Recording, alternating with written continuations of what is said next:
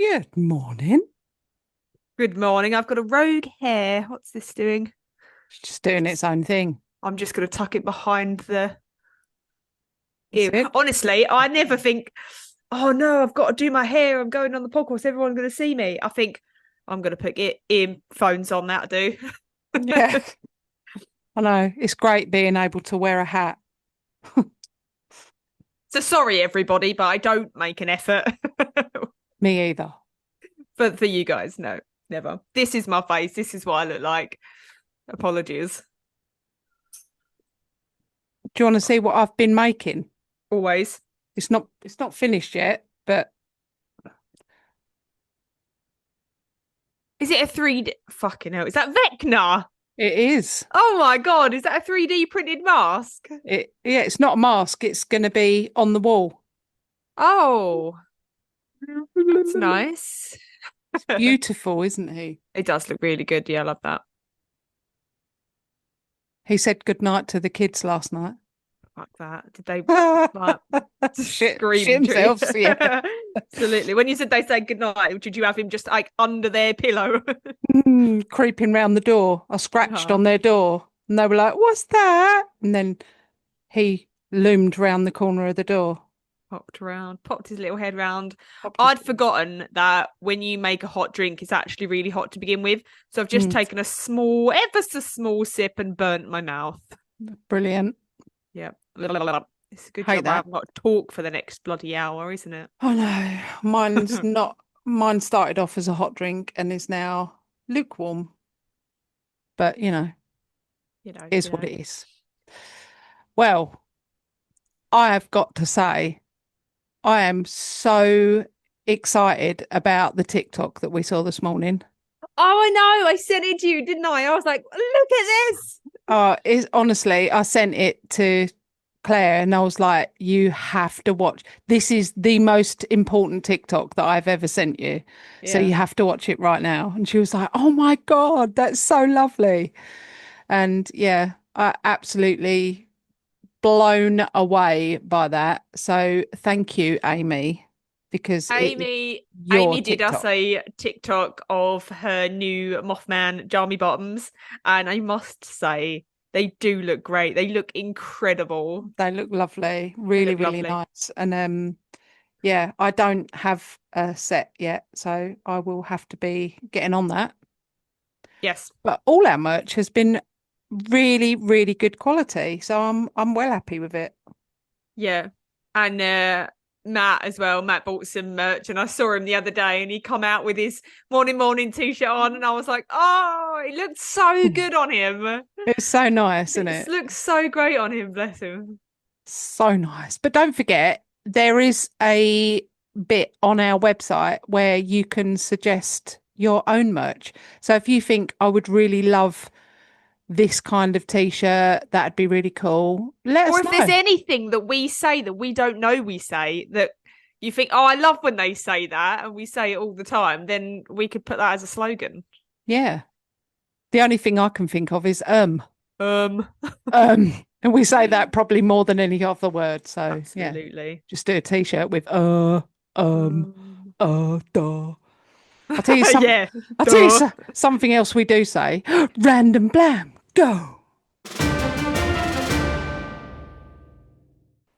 We should do that as a t-shirt. Oh my God, we should do that as a t-shirt. Just Oh have a, my what's the God. best random blam that we've done?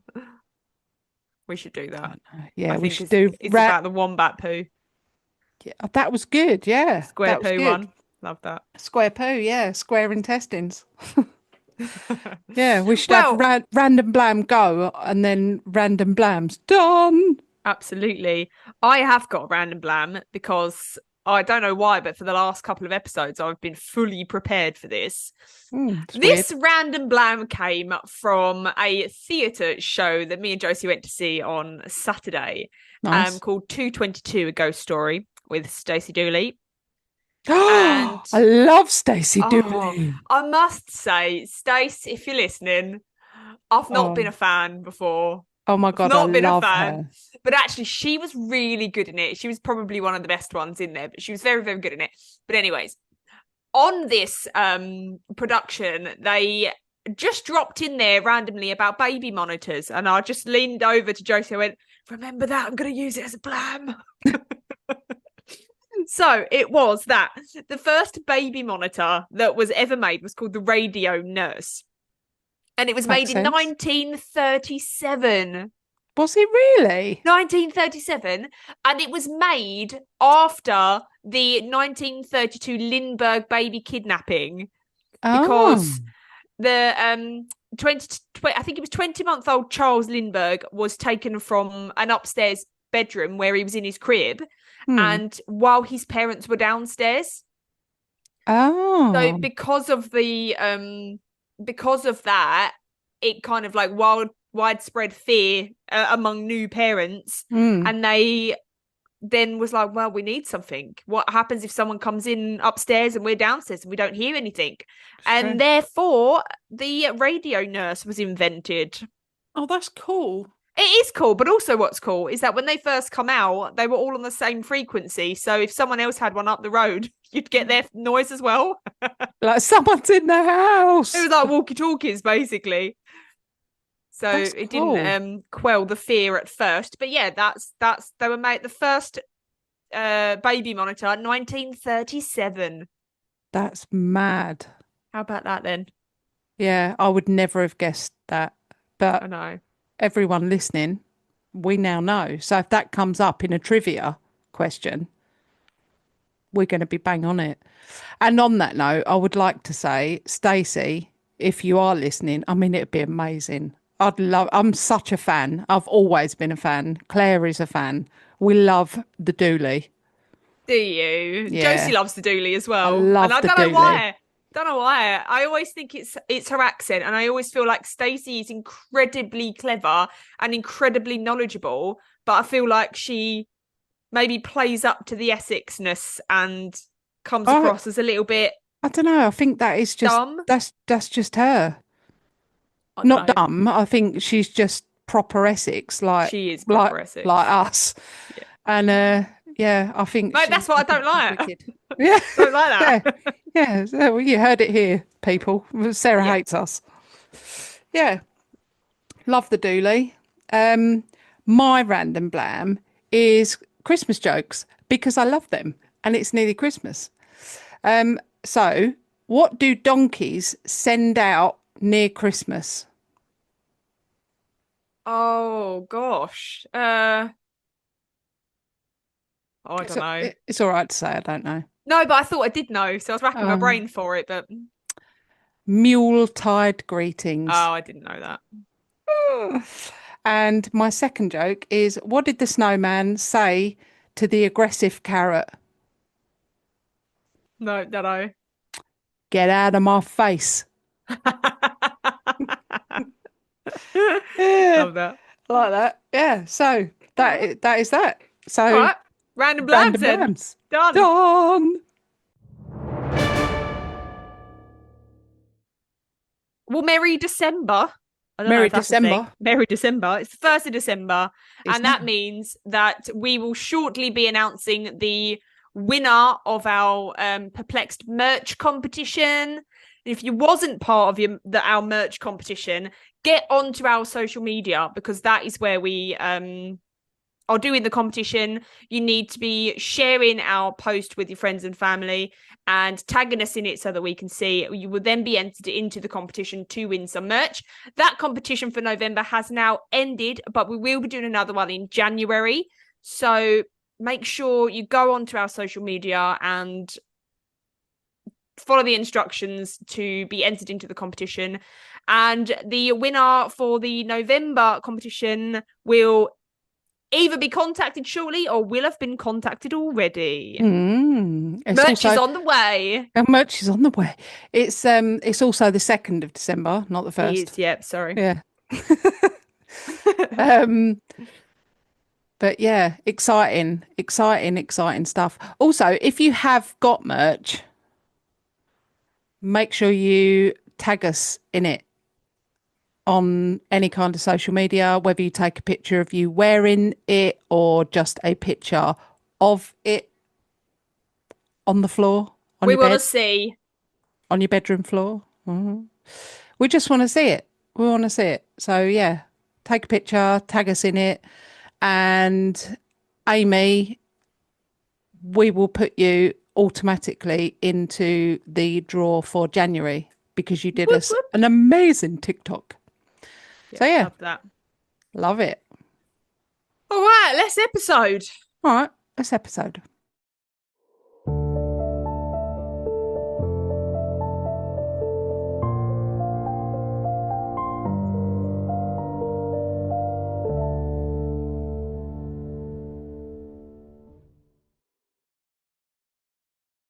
Morning. Morning. Morning, morning. Morning. It's just gonna get longer and longer, isn't it? Yeah, Morning. morning. I am so excited for this one because after taking suggestions for stories for the last couple of weeks, it is finally time for me to be self-indulgent. This story is for me and for me alone. Love And if that. you enjoy it, great. If you don't, I don't care. I've done this story for me because I love a deep dive into psychology Mm. and the why and the how and how the brain works. And I especially love it when it comes to children. Mm. And I also love to get as much detail as I possibly can for an episode. I love to know dates, times. I like to put a very clear, concise timeline together. However, wasn't really able to do this very much or as much as I wanted to with this episode. There just really isn't a massive amount of detailed information on this episode. So if you are listening thinking, when was that? How old was she? I don't know. Oh, fair enough. I don't know. Yeah, But don't I've know. put as much of the information that I've gathered, I've put together. This episode is deep. It's hard to listen to. It contains depictions of severe child abuse, animal cruelty, and violence. But if you can get past all of that, this episode is fascinating and utterly perplexing. Okay. This is the story of Beth Thomas, the child of rage. Tell me about the knives. Where did you get them? From the drawer. And where else? Do you remember? Mm-hmm. Tell me about it. I got them from the dishwasher. What kind of knives?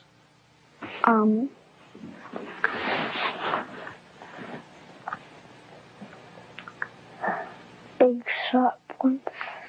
And what do you want to do with those knives? Kill John and Mommy with them, and Daddy. So Tim Tennant and his wife Julie were a very happily married couple. Tim was a minister in the local Methodist church, and they were both upstanding citizens of their community. And from what I can see, they lived in Oklahoma. Despite years of trying to have children, the couple were just never able to.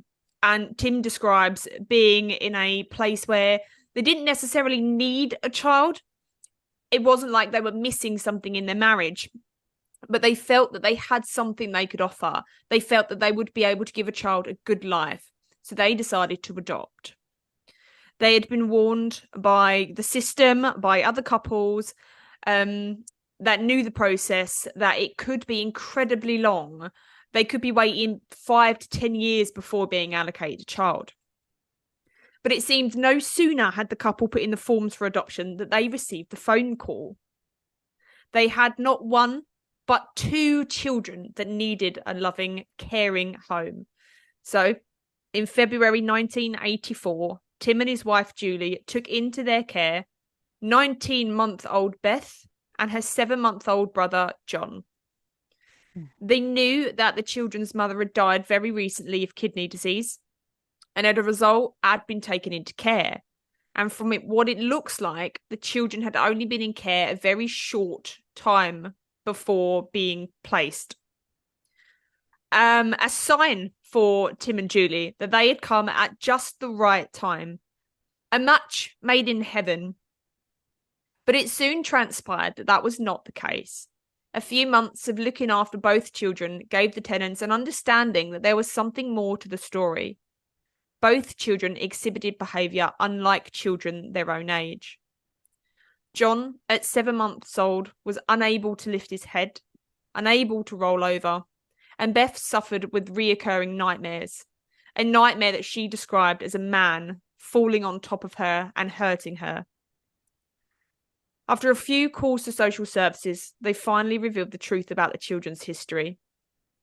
The children had grown up in a household full of abuse and neglect at the hands of their father. The mother was very sick and was always in the hospital. And after she died when Beth was around 1 and her brother was just a few months old, a doctor noted some signs of abuse of the children and reported it. 6 months later, social services came to investigate. They found 6-month-old John in a crib soaked in urine. Bottles of curdled baby milk littered the bottom. His head was so flat at the back that it made the front of his head bulge. It was clear that this child had had no stimulation. He'd had no engagement with anyone. This was a child that had been completely neglected, not even picked up or turned over. Left for such long periods of time in his cot that his head was completely flat. God. Beth, on the other hand, had clear signs of physical and sexual abuse at just 18 months old. When social services had entered, the children were completely alone, with no signs of their father or any idea when he had left or when he was coming back. The children were very quickly removed. So this news obviously shocked the Tennants. They had been under the impression that they had adopted 2 healthy, loved, well-adjusted children. But in fact, it was the opposite. These were children with severe emotional and physical needs. But they were their children now, and they would give them whatever they needed.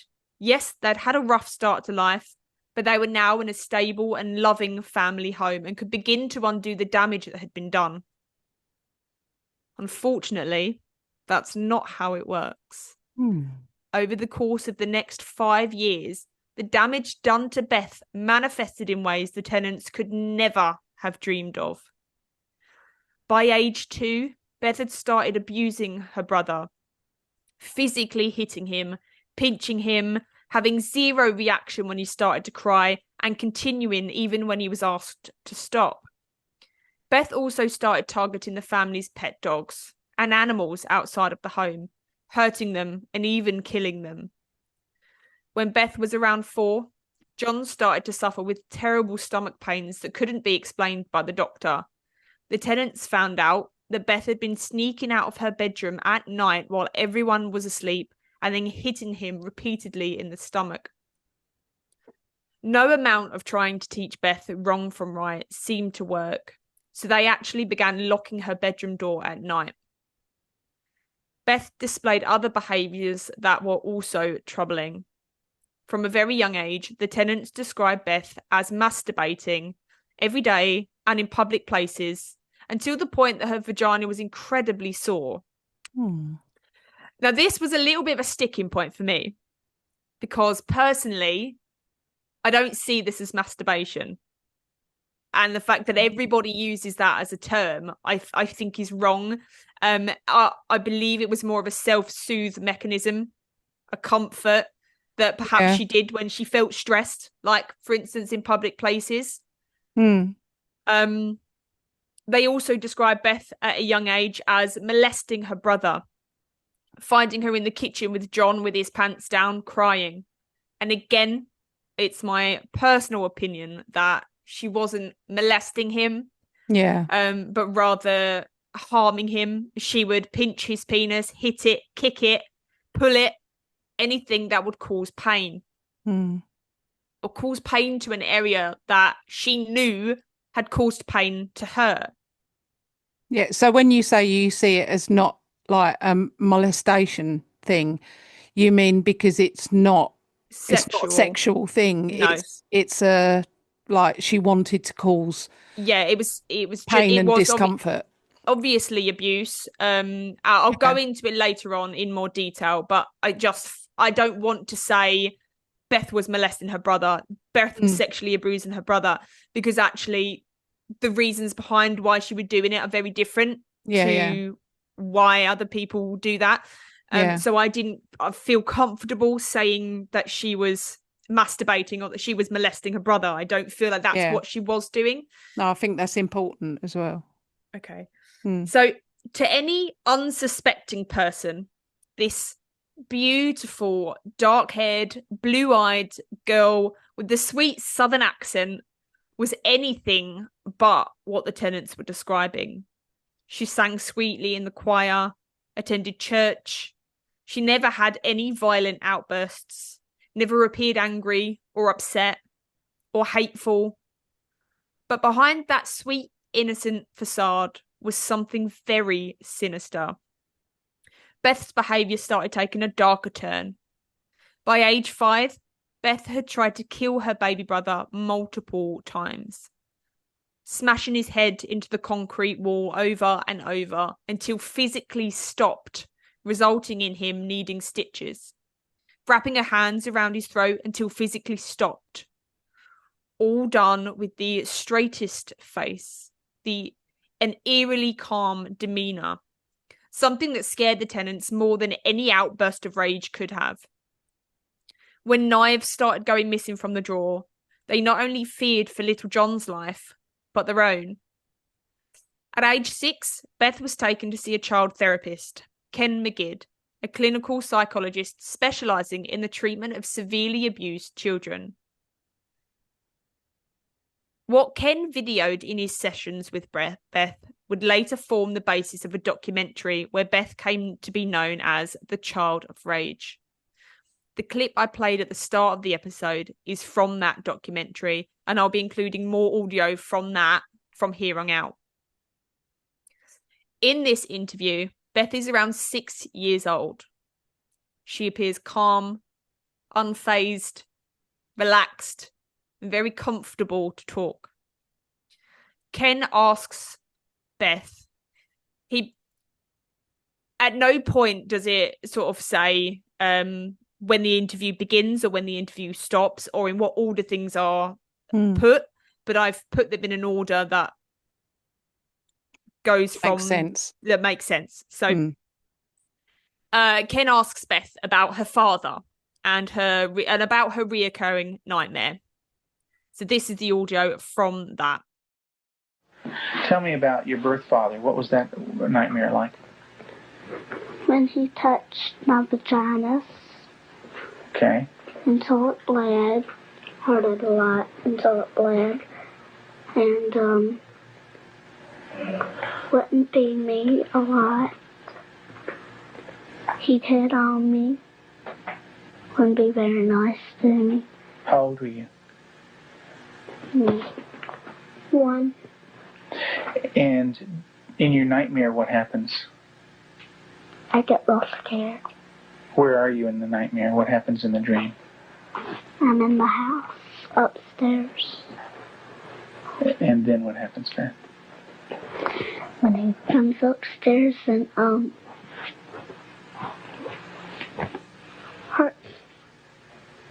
How do you feel when you talk about this? Scared. So you can hear Beth say that he would hit her a lot. He wouldn't feed her a lot. And then asked what age this happened, she says 1. And this caused a bit of controversy because it is said that you can't remember things from the age of 1. I personally don't believe that.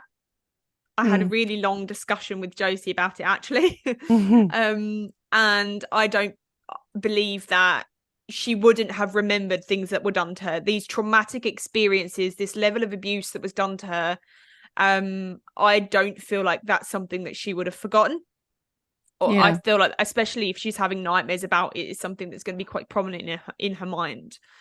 But after Beth tells Ken McGidd about this nightmare, she displays a drawing that she has done And the drawing depicts a man standing over a smaller person, a child, who is laying down. His arm is stretched out to touch the body of the child. But what she's done is like coloured in a block of colour over the top of that area where this hand is meeting the child. And Ken sort of says to her, you know, what's happening? And she says, oh, you can't see his hand. His hand is there, but you can't see it. And he says, well, where is it? And she explains where it is. But I found it interesting that she'd coloured that area, and I didn't know whether it was to depict a blanket, and perhaps it was under the blanket, or whether she just didn't want to draw the reality of what it depicted. Mm. But what is interesting is that Beth describes this drawing in detail about who each person is, about what this adult is doing to her. The child was her in the picture, and the fact that the child was crying in the picture. She says the dots on the face of the tears. Yet Beth displays no emotion throughout. She even displays no emotion when questioned about something quite personal. Ken McGee questions her about her obsession with touching her own vagina. Have you ever rubbed your private parts? Mm-hmm. Do you do it a lot? A lot. How much do you do that? Not every single day in Lexington. I did it every single day until it got well bad and messed up, and I had to go to the doctor, and I did not like it. What do you mean by real bad? Well, it looked real raw, got all kinds of boo-boos on it, germs, a lot of stuff on my hand. And it bled? Mm-hmm. Jeez. So you can see her talking about what she's doing, and for me personally, that it's just a form of self-soothing. I don't feel like it's a sexual behavior from her. It's a comfort, like, you know, it's an inappropriate comfort, but it's a comfort. Some people suck their thumb, some people have nervous habits, and I feel like that is a comfort to her. But you can hear her talking quite openly about it, quite freely about it. And she says that she had to go to the doctors about it, and she did not like that. Yeah. And she's not saying, I did it because it felt I good. enjoyed doing it. Yeah, Yeah. it felt nice, so that's why I kept doing it. Mm. Yeah, it's so sad. So Ken moves on to questioning Beth and asks her about the animals in her home. And she says that they have 4 animals. They have cats and dogs, and she goes on to name each of them, and she goes on to tell a story about how her dad had when she says her mum and her dad, she means her adoptive parents. Right. So she goes on to say about her dad has found a stray cat and is bringing it home and looking after it. And this is what she also says. And what do you do to the animals, Beth? Stick them with pins. Do you stick them a little bit or a lot? A lot. What are you trying to do to the animals, Beth? Kill them. What do they do when you stick them with the pins? Well, Annie cries. She's a dog. With the baby birds, what did you do? Took them out of the tree. And what did you do with them? Played around too rough. Also, when at the end, I picked it up and I thought it was Dad, and I came to say, Mommy, is this bird dead? And she said, she called Daddy and said, Tim? And Daddy came and, I think I remember that they said yes.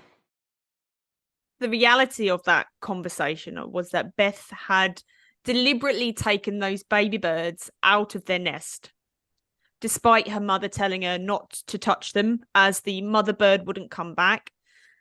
She tells Ken that the baby birds had their eyes closed so they couldn't see her. but they could hear her. She then squeezed each of those baby births to death. And I've included the clip of the audio because as hard as it is to listen to, it reminds us that Beth is 6 years old. She's a 6-year-old girl. She speaks sweetly and softly, despite the awful things that she is admitting to, and the even worse things that to come. And it's easy to see her as a monster, a vindictive child, a psychopath, a child of rage. But that's not how I want to paint her. She's a victim. She is a 6-year-old little girl. So I just want you to keep that in mind as I play more of these clips. I'm trying really hard. I'm really trying hard. So Ken moves the conversation along from Beth hurting animals to Beth hurting people. Do you ever stick pins in people? Who? My brother. Okay. Do you do it a little bit or a lot? A lot. Okay. And what are you trying to do to your brother? Kill him. Why do you want your brother to die? Because I was hurt so bad, and I don't want to be around people. Okay. Who else would you like to stick pins into? Mommy and Daddy. What would you like to have happen to them? Die. Jeez. If you didn't hear it properly, when asked why she wanted to kill her brother, Beth says, because she was hurt so bad, she just didn't want to be around people. She also has no hesitation saying that she wants to kill her brother. Also, she's got no hesitation about saying that she wants to kill her mother and father. She has no emotion about it. She speaks as though being asked what her favourite colour is. She's then asked how else she hurts her brother. Does your brother have private parts? Yeah. Yeah. What is his private parts?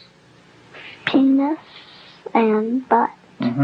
And what do you do with your brother with his private parts, Beth? I heard it. Tell me about it. What do you do? Now, I pinch it. Squeeze it. Kick it. When you do things to your brother's private parts, what does he say? Stop. Okay, tell me that. Well, he says stop, but I don't stop. Do you hurt him? A lot. So you can hear Beth being very honest about what she does to John in that clip. In the documentary, just before this clip, is a clip of Beth's mother saying that she's caught Beth molesting John. And I mentioned earlier that I don't feel that it's the correct word to use. I've listened to other podcasts as well, and they all say the same thing, that she's molesting him, she's masturbating and things like that. And I even heard one podcast say that they mention about Beth's inappropriate sexual behaviors, and they even go so far as to say that she was sexually promiscuous. Oh. And I just don't feel that that's correct in saying. So I'm no child psychologist, but for me, Beth's actions aren't one of a sexual nature. She's trying to hurt an area that has caused her a lot of pain and trauma. And I feel like there just needs to be another word used. Words like masturbation and molestation carry a very sexual intent. Yeah, I agree. I don't feel like that's the case with Beth, and I just wanted to put that across and not copy what everyone else is saying, because I don't feel like that's right. Yeah. And I do understand that the damage she caused to John is there regardless of Beth's intentions. whether it was of a sexual nature or not, the damage done to John is damage that's been done to John. It doesn't take away from any pain or trauma that she's caused him. I just don't feel like those words belong attached as to part of this. yeah. So this next piece of audio that I'm going to play you is the last piece, and it's the piece that ultimately decides Beth's fate. What at nighttime? What do your parents do to your door? Lock it shut. Why do they lock it shut? Because they don't want me to hurt John. Right, and they're kind of afraid of hurting John. Of you hurting John. Mm-hmm. Okay. Are they afraid that you might hurt them? Yep. Would you, Beth? Mm-hmm. When would you do it? Nighttime. Okay. Why would you do nighttime? Because I don't like them seeing me do it. But they can feel me do it. Mm-hmm. And what would you do to them, Beth? Stab them. Okay. What would you stab them with? A knife. For the safety of Jonathan and Beth's mother and father, it was deemed best that Beth be separated from her family and sent to a home specialising in helping children with reactive attachment disorders, as that is what Beth was formally diagnosed with. Reactive attachment disorder is classified as a rare condition in which a child cannot form healthy emotional bonds with caregivers due to early neglect, abuse, or a lack of consistent nurturing care. Children with reactive attachment disorder struggle to form meaningful attachments and rarely seek or show signs of comfort. It has been said that Adolf Hitler had undiagnosed and untreated reactive attachment disorder, Ted Bundy, Richard Ramirez. And I would bet money on the fact that Mary Bell, the 10-year-old serial killer, had undiagnosed reactive attachment disorder. However, not everyone with reactive attachment disorder, or I'm just going to call it RAD for short, is good. violent or a killer. It doesn't mean that everybody suffering with RAD is going to turn out to be a killer. There are many variations of attachment disorders. It's almost like it's a spectrum, the same as autism, things like that. It is a spectrum, and reactive attachment disorder is the most severe. So can you explain a little bit more about what RAD is and what it means? So going off script, reactive attachment disorder, it forms in early childhood when the child, when their needs aren't met. So as a baby, when they're cry, we go to them. We form that bond. We form that trust. Okay. And it is said that if a baby's cry goes unanswered, that cry turns inwards and it turns into rage. Oh. I don't mean unanswered as in you've left them up there for 5 minutes. It just mean if it's a constant need that's not met in that very, very early stages, it turns to rage. And for Beth personally, or not personally, but for Beth, she was never taught empathy. She never got empathy. When she was crying as a baby, no one went to her and said, oh gosh, or picked her up and cared for her, and she never learned what empathy was. And that's quite common in children with reactive attachment disorders. Okay. So it basically is they don't know how to form healthy relationships with people. Okay. Yeah, thank you for that. That makes sense. Okay. Thanks. So Beth was sent to a home run by specialists on the matter. The specialists were Cannell Watkins and Nancy Thomas. In the documentary, Nancy's speaking about the work that they do and about some of the children that she's dealt with. And I remember listening to her speak, and I spoke to Josie afterwards, and I was like, oh, this is what was said. I don't really feel that that's right. I was like, that's a really weird thing to say. So basically, Nancy Thomas said that they've got children in their care, Cold-blooded murderers, she said. It makes my blood run cold, the cold-blooded murderers. And she says that to treat a child with severe attachment disorders, they must take away all control that that child has. Oh. That the child can't be trusted, so they have no rights. They have to ask to use the toilet, ask to use a drink. And this in turn teaches the child to trust the adult.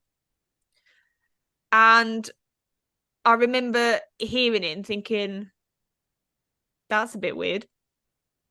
Yeah. But so at first, Beth was not trusted. She was locked in her bedroom at night. She had to live by the strict rules that were enforced. And in just a short while, 6 months, I think it was, between April and December, Beth flourished. She was allowed to share a bedroom with Connell's daughter. She was trusted that much. She was no longer a harm, or she was deemed no longer a harm to anyone else. So she was allowed to share a bedroom with somebody else. She was doing chores and getting praised. She was a sweet girl. And it was under the care of Connell and Nancy that Beth gave her last interview for the documentary. Beth talks about her abuse. So she's still 6 years old. It's only 6 months later. She talks about her abuse and how she hurt other people.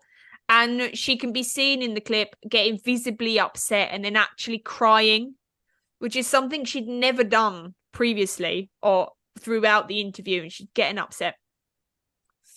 So Beth's adopted parents decided to keep John and give up their rights to Beth. And she was given over to this place that she was being treated at. And she was later adopted by none other than Nancy Thomas, one of the specialists running that home. The specialist in reactive attachment disorder. So she was the woman that helped heal Beth from her trauma. After the documentary, that was it. No one heard anything else about Beth Thomas, the Child of Rage, until 2010, when she released a book co-authored by her mother, Nancy Thomas, and another person that had been treated as a child with RAD. And it's called Dandelion on My Pillow, Butcher Knife Beneath. In that book, Beth had written a short autobiography, which she'd written at the age of 19, and it goes into her struggles as a teenager and her struggles with intimacy as a teenager and things like that. Then Beth seemingly disappeared again until a few years later in 2015, when she was 32. Beth appeared on a radio show where she speaks very openly about her past, about how she abused her brother, and about being labelled the Child of Rage. She says that she talks a lot to people about it. She shows the video to people. She speaks about attachment disorders and how important it is to get help from a specialist. And in a very strange turn, she takes a call from a caller that has questions while she's on this radio show. This caller names herself as Nancy from Colorado, and they just ask questions about how to help a child with RAD. And the question is something like, can't you just love the child more? And they're like, no, this is what you need to do. Well, can't we just do this? And they're like, no, this is what you need to do. This interview can be found on YouTube. It's about an hour long. You can hear it if you do want to. So it seemed that Beth has completely turned her life around. She's residing in Colorado with her family. She appears to have been married. She's a registered nurse and even won an award for Nurse of the Year. She speaks publicly about her experiences and trauma and about how important early intervention is for children with RAD. Beth and her mother Nancy started an organisation called Families by Design, where they work to help other families and foster families struggling with children with RAD. And that was where I was going to end this episode. The story was going to be about Beth Thomas and how she turned her life around with the help of her loving mother, Nancy, and how they now they work to help others. They have got this lovely platform where they offer advice to other parents, and they've got these parenting techniques to help other children with RAD. But that's the story on the surface. Oh. Until I started doing some digging into attachment therapy, because I wanted to understand what attachment disorder is and what the treatment is. But what I stumbled on changed the course of this episode. I found that 10 years after Beth had been treated by Connell Watkins was tried and found guilty of murdering a 10-year-old little girl. In 2001, 10-year-old Candice Newmaker was receiving attachment therapy treatment at the same location as Beth had been. The form of treatment that Candice had been receiving that day was a controversial treatment called rebirthing. It involves wrapping the child in blankets and pushing against them with pillows for 70 minutes to stimulate being born. Oh. It's a form of hugging therapy, and it's meant to allow children to struggle, fight, scream, and release the rage that is stopping them from bonding with their caregivers and to revert them back to being born. So starting afresh so that they can start that bonding, that attachment from start. So as her adoptive mother watched on, her therapists, social workers Connell Watkins and Julie Ponder, and 2 assistants restrained Candice. They wrapped her in blankets and pushed on her with a combined weight of 304 kilograms, continually taunting her and encouraging her to squeeze through and be reborn. Her death was caught on camera. The whole 70 minutes was recorded, and she could be heard screaming that she was going to die 11 times before eventually being suffocated in this makeshift birth canal. Jesus. Connell and her associate were convicted of her death and sentenced to 17 years in prison, of which they served 7. At Connell's trial, in complete support of her and her methods of treating attachment therapy, was Nancy Thomas. The Nancy Thomas that had just set up her own proponent of attachment therapy called Nancy Thomas Parenting. When I started digging into Nancy Thomas, I found so much information that it made me look at this story in a very different light. It went from being about the abused little girl and what she went through and how she made a fantastic life for herself with the help of Nancy Thomas, to wondering if actually Beth is still being abused and had been abused her whole life. Because Nancy Thomas's methods of treating attachment disorder and just treating children verge and tip over into child abuse. Nancy Thomas refers to herself as a therapeutic parenting specialist, when reality is she was a dog groomer. She has no academic credentials, no formal training in psychotherapy or working with children, and is not licensed or permitted to do psychotherapy in her home state of Colorado. She learned everything she knows from working with other therapists at an attachment center called Evergreen in Colorado. This center was set up by a psychiatrist called Foster Klein, and it was here that children would be brought to be given attachment therapy. Attachment therapy is also known as the Evergreen model, holding time, rage reduction, compression therapy, rebirthing, corrective attachment therapy, coercive restraint therapy, and holding therapy, and is described by Wikipedia as a pseudoscientific mental health intervention. Since its popularity in the 90s, it has resulted in the death of at least 6 children and the serious maltreatment of countless more. Bloody hell. After the death of Candice Newmaker in 2000, rebirthing was outlawed in Colorado, but other such practices still exist. And they exist in the house of Nancy Thomas. What? She runs a ranch for children with attachment disorders. And she very much reminds me of Jodie Hildebrand. Do you remember Jodie Hildebrand? Yeah, she vaguely. With Ruby Frank, they Jodie Hildebrand had this whole thing about that she would sell to people, and it was about parenting and how to parent their wayward teenager and things like that, and a lot of it was sadistic torture of children. Yeah. So it was parents paying a lot of money to send their children for healing and put their trust in the Nancy Thomas parenting methods. And there is a lovely section on Nancy's webpage about how to help heal a child with reactive attachment disorders. And I'm just going to read this to you because on the surface, it looks very, very lovely, but you can tell that it is pseudoscience. So this is from Nancy Thomas's webpage. Children with severe reactive attachment disorders have had their hearts so broken that in order to heal, they need an emotional heart transplant. The mother is the donor. You cannot give more than your heart to give a child life. This is a physically and emotionally exhausting undertaking. A mum must be prepared to focus and devote 6 months to a year towards the child's acceptance of her heart. This means that the mum's main priority must be the child. Younger children, career, volunteer work, etc. should not be an obstacle. The most successful environment for healing is when the child with RAD is the youngest in the household. If the mum must be employed, the child still has a possibility of success. If a childcare provider can be secured with a minimum 3-year contract, the care provider needs to agree to do the bonding activities, provide the structure, and love the child like her own.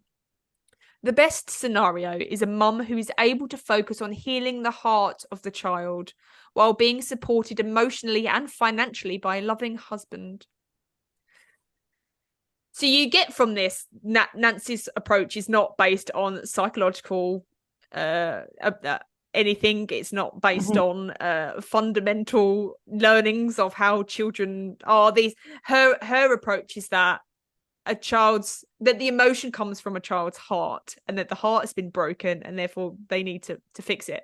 So you can see that it's very pseudoscientific. But also, this message on her website for parents to read is very covered in glitter and bows, because what Nancy actually says at some of her healing conventions is very different. And I will read out these quotes for you to hear also. So this is a quote taken from one of her bonding and attachment workshops that parents attend. I have had instances where a kid is so out of control that they refuse to stay. When that happens, I will sit on the child. I've had to do this with dogs as well, and they are generally more dangerous with their teeth and claws than children.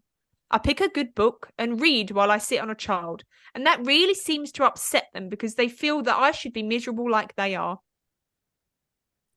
Again, in one of her bonding and attachment workshops, she says this: I don't take anything from these kids. When they come in my house, I say sit. They go and sit on a chair and I say, excuse me, I have heard that you do not appreciate your home. That includes the furniture. So you sit on the floor in my house. They sit exactly where I ask them. Legs folded, eyes front, facing the wall. I'm not an entertainment centre. I had a little girl the other day who took 10.5 hours. I said, no rush. It was the easiest day. I love it when they take really long. That peanut butter and jelly starts looking real good after 10 hours. If they need to sit for an entire week, it doesn't matter. It's just fine. It doesn't hassle me. I kind of like having that sort of little decoration. Some people buy statues. If they sit the whole day, it gives me the day off. They can go to the bathroom when they have done their 15 minutes of good sitting. I tell them to pee their pants. I love it when they have to go to the bathroom while they won't sit. In the book that she wrote called When Love Is Not Enough, she writes that it is a child's job to make their parent happy. She writes that a lot of people don't want to be touched by strangers. It's very invasive. We use that knowledge in therapy. And there is a quote from the book that she wrote with her foster daughter, Beth Thomas, and it is regarding some of the treatment Beth went through. And I've included this because we don't know what treatment Beth went through. She went to this clinic where 10 years later a child died. But this was just a little bit of a clip that she'd put in there about part of Beth's treatment. And it says, Canel Watkins lovingly pulled her over into her arms, smiled and said, well, sweetheart, if you have special powers, then just use those special powers to get up. Beth's little body began to writhe. She bit, she pinched, she clawed, she kicked, she hissed, she growled, and she spit. She cursed, and then she fought some more. So that seems to me that Beth was being held against her will. Yeah. And taunted. And she seems to take pride in having power over children. Nancy's parenting methods are based on isolation, deprivation, and humiliation. She claims her methods are effective at not only treating RAD, but for also Asperger's, Tourette's, and those that have been ritualistically abused by satanic cults. One of her online workshops carries this warning. Quote, "Please note, some of the strategies outlined in this workshop may be considered inhumane and unethical by any child protective agencies and can result in an investigation and loss of foster care license." When I looked deeper into Nancy Thomas, I found a whole Reddit thread, and it was someone that had posted on Reddit just asking a question about Nancy Thomas, as they said that they were doing some research into her. And then a whole lot of people commented and said that they had survived abuse by her. Wow. One wrote, "Hey, I'm so glad this is on Reddit. I was forced to attend one of her camps where she overcharged my parents and made them believe stuff that wasn't true when I was 11. One of the most traumatic experiences of my life. Nancy is a horrible person." Jeez. Another wrote, "I just came across your post in the middle of some research into how I can take her abuse down. I was a victim of her malpractices in 2022. Another wrote, "She truly is an abhorrent excuse for a human being. She seems to get off on child abuse." And there is a private Facebook group for survivors of attachment therapy and survivors of Nancy Thomas, and it's called Attachment Therapy is Wrong. It's got 333 members, just to let you know. Just a couple then. Just a few. So I'm going to leave you all with a breakdown of Nancy Thomas's attachment therapy parenting methods, as have been taken from various parts of her, whether it's from her book or her website. And there were loads of them, but I've just picked a few. So it says, holding the child responsible in big capital letters. Love for the child is not unconditional. The child is told that he must work on his life in order to remain in the family. To underscore this, a slight infraction of the family rules can cause the child to be suddenly removed from the family for an undisclosed amount of time. The next one, excessive exercise. If a child ever answers a question with, "I don't know," it is erroneously taken as an indicator that the child is not getting enough adequate levels of oxygen to his brain, as so exercise is prescribed. Usually large numbers of push-ups, jumping jacks, or trampoline. Compliance training, big capital letters. If a child fails to complete orders, he may be ordered to do it fast and snappy hundreds of times. And there's actually, Nancy can be seen talking about this in an interview on her own YouTube channel, where she describes that if a child has not gotten ready on time when asked, they are then asked to repeat that action over and over and over. She says, if I've asked him to get ready in the morning at a certain time and then not, when they do eventually get ready, she says, right, get unchanged, put your pajamas on. They do that. Right, get unchanged, put your clothes on. They do that for hours. And it's to help them with the task. And then she then says, quote, "I wouldn't have them do it for 8 hours. That's verging on child abuse." 7's all right. But Yeah, not going to push it to 8. I'll have a child sit for 10.5 hours without food or allow them to go to the toilet. But so there are so many points to this Nancy Thomas attachment therapy parenting technique. But I didn't want to include them all, but you get the gist. Yeah, I get you get the gist. Yeah. So Beth Thomas, now a fully grown adult, helps promote this therapy with Nancy Thomas. She is one of only 2 survivors of attachment therapy that speak well of its practices. Okay. But I honestly went down such a rabbit hole, and I could go on forever about this, but that is where I will end this episode. It's just scrambled my brain, honestly. I mean, I couldn't be further removed from any kind of child psychology. But for me personally, these techniques are not for me. Or for children. should not be for children. It's not the avenue that I would choose to go down. And I think, the death of a child would be a good hint at, maybe don't sit on children and until they can't breathe and they're screaming for help. There were a couple of, like I Bonkers. said, that there were at least 6 deaths, and I Yeah. did look into a few of them. And so the therapy as well, there was another clip that I could have played, and I just couldn't bring myself to do it because it was awful. And it was by a I can't remember his name. It's something like Neil Fenderberg or something like that. And he was another therapist that Nancy Thomas learnt from. And one of Right. his techniques was this primal scream, like rage reduction therapy. And he's holding this boy and he's like screaming in his face, and he's getting the child to scream in his face. And this boy is just so distressed about the whole thing. But that's apparently supposed to release this rage that has been internalized by not having their needs met. It helps the child get this rage out, but it is just absolute torture for children.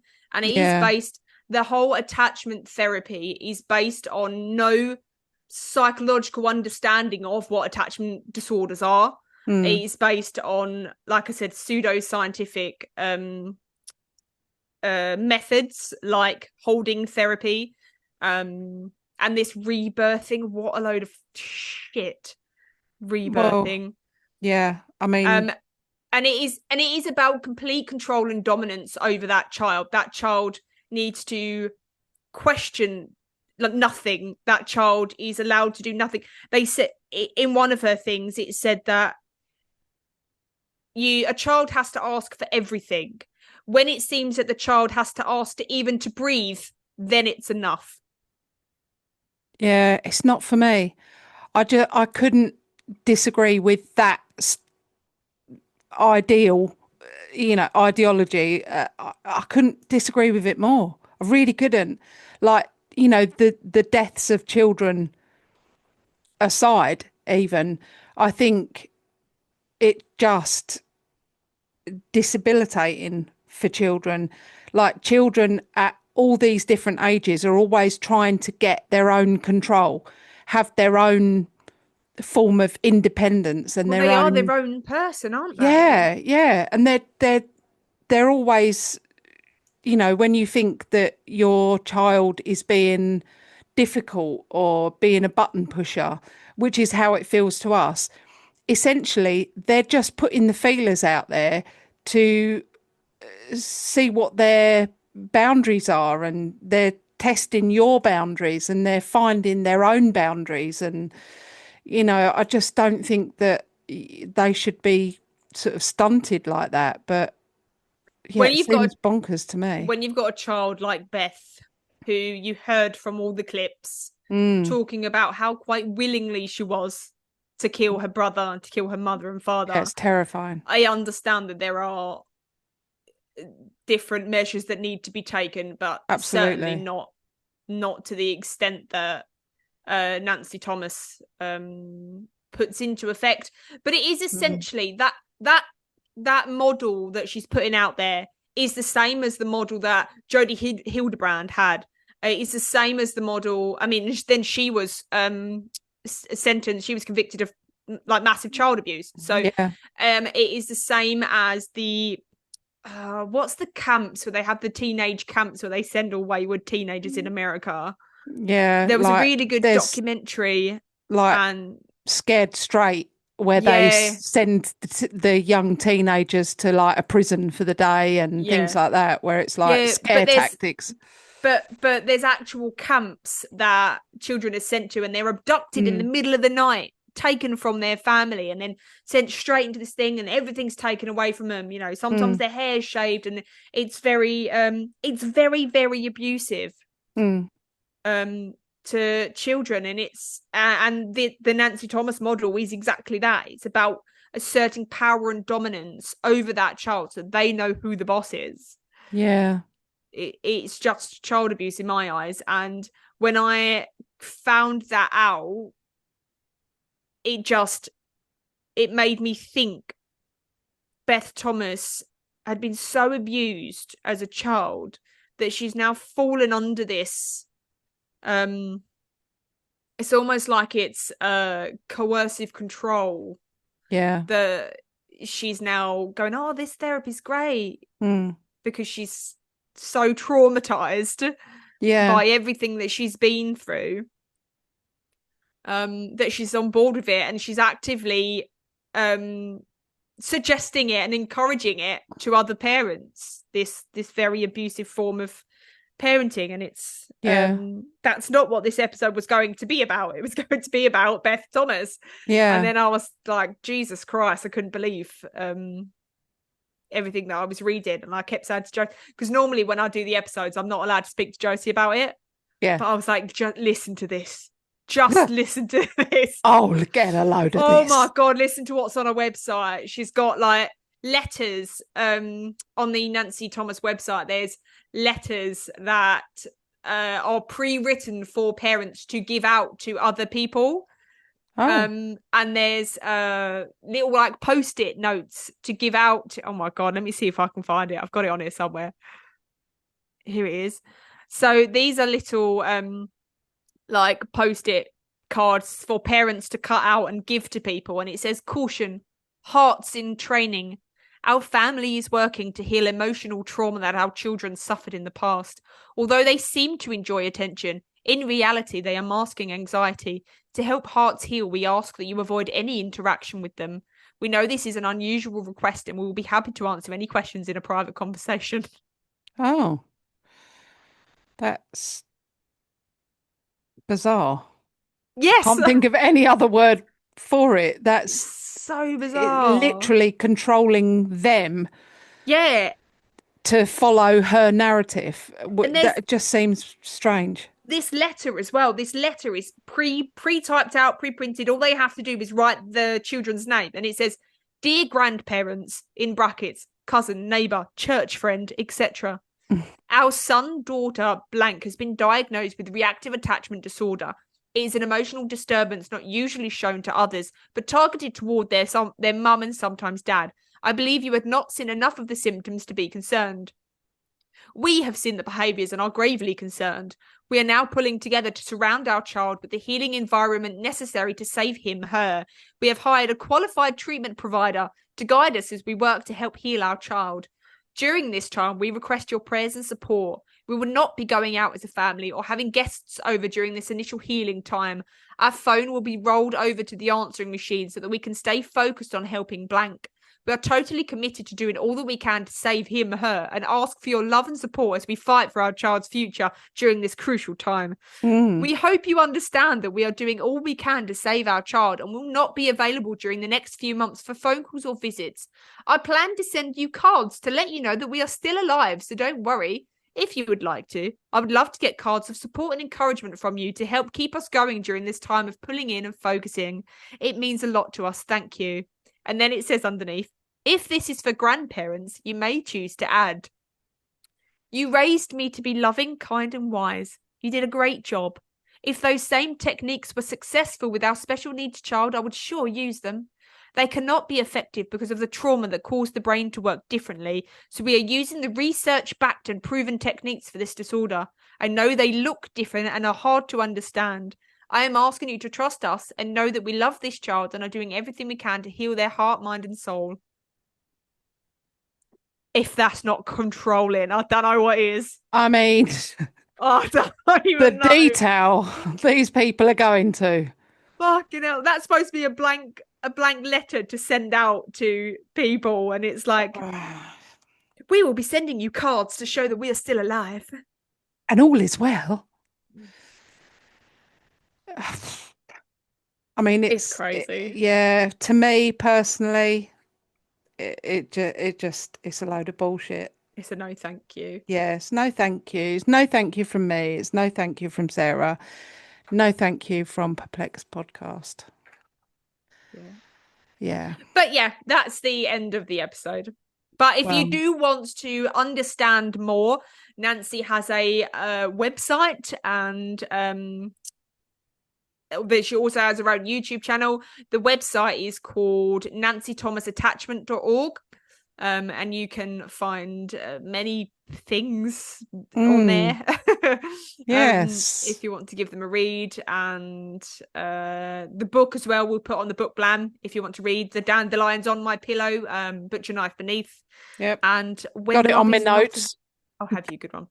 Uncomfortable to listen to, really. Well, It we just haven't really spoken about the Beth Thomas part, actually, about the things that she said and the things that she did, because we're so shocked now by the yeah, by the yeah. upper part. I didn't see this twist coming, to be honest, and it really surprised me when you were talking about the rebirth, and you said, and then she called 11 times for Yeah. help, But and then died. I was like, the what? tape of that, the 70-minute tape of the whole rebirthing was played with her foster mum there watching the whole thing. It was played in court as a testimony against them, and they can be heard on the tape, you know, taunting her and criticizing the little girl and just encouraging her to be reborn. And How is this still allowed to go? Like, well, how? it's banned now in Colorado because of her death. A law was passed. And I think it was something like Just in Candace's law. Colorado? I believe so. Yep. Yeah, but I mean, she's still got a website that's current, and Yep. why has she not been Nancy stopped? Thomas wasn't there, I believe, during the Candace Newmaker death, Right. but Cornell Watkins was, who was a very good friend of Nancy Thomas, and Nancy Thomas went to the hearing in support of Cornell Mm, Watkins and supported her methods and how great they were at healing attachment disorders. But wow. Nancy Thomas herself has absolutely no credentials, none, zero, nothing. But I mean, if she wants to do this for adults, have at it. Do you know what I mean? But Yeah, you can't be doing this with children because they've got no say in it. It's like yeah, shipping them off to some cult. yeah, That's what it feels like to me, yep, that they're being shipped off to this cult where they've got zero control, yep, zero voice. And yeah, for me personally, I feel like it is abuse. It's child abuse, yes, but that's just me. yep. Oh, thank you very much, Poddy. You are very, very welcome. And if you want to watch the full documentary, the Child of Rage documentary, then it is very easy to find on YouTube. Well, And there is also we'll put it in the case file. yeah, we'll put it in the case file. There's Yeah. also a film as well called Child of Rage, and it is loosely based on Okay. Beth Thomas. Wow. But yeah, all done for this episode. Thank you very much. You are very welcome. I shall be thinking about that, and I will be also locking my bedroom door tonight. Okay. Just because. Just in case. Yeah. Yep. All right. Well, we'll All see you right. on the next one then. See you on the next one. Bye. Bye. If you have enjoyed listening to our episodes, make sure you rate us and leave us a review on whatever platform you are listening. We absolutely love hearing from you guys. So you can also help support our show by donating to our Buy Me a Coffee link. We will make sure that you get a massive shout out and a big thank you in our next week's episode. You can also follow us on social media at Perplexed Podcasts. We're on Facebook, Instagram, and if you want to see more videos and blooper reels, subscribe to our TikTok and YouTube channels. You can also email us your stories at perplexedpodcasts@gmail.com. And you can find all the relevant links in the episode descriptions. Thanks for listening. Bye.